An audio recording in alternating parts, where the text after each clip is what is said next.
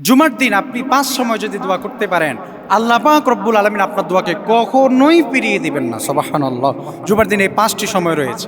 আমরা তো পবিত্র জুমার দিনকে আমরা অনেক সুন্দরভাবে আমরা নামাজ আদায় করার জন্য সকলে একত্রিত হই।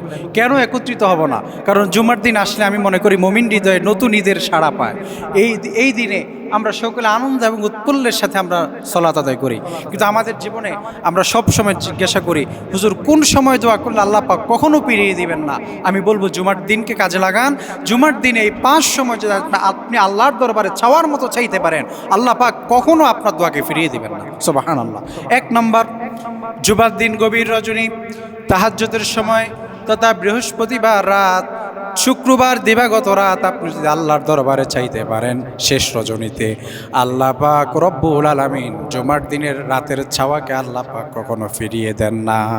জুমার রজনীর ছাওয়াটা আল্লাহ পাক কখনো ফিরিয়ে দেন না। এই জন্য জুমার দিন রজনীতে আমরা দিবাগত রাত শুক্রবার মানে বৃহস্পতিবার রজনী শুক্রবারের আগে আমরা তো ইংরেজি হিস্ট্রি অনুযায়ী, ইংরেজি তারিখ অনুযায়ী আমরা এক রাতের 12টা থেকে আরেক রাতের 12টা থেকে, কিন্তু আরবি মাসের দিন হচ্ছে সূর্য ডুবে যাওয়ার পরে চাঁদ ওঠার পর থেকে নতুন দিন।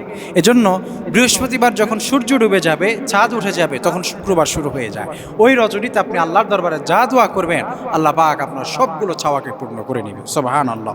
2 নম্বর, আযান এবং ইকামতের মধ্যবর্তী সময় আপনি আল্লাহর দরবারে যা চাইবেন, আল্লাহ পাক আপনার সবগুলো চাওয়াকে পূর্ণ করে দিবে।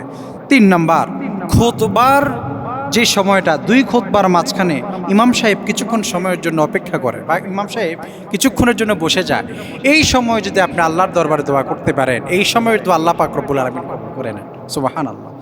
এরপরে 4 নম্বর, জুমার নামাজ শেষ করে আপনি আল্লাহর দরবারে 2 হাত তুলে কান্নাকাটি করে চাইবেন, আল্লাহ পাক সে চাওয়াকে পূর্ণ করে দিবেন।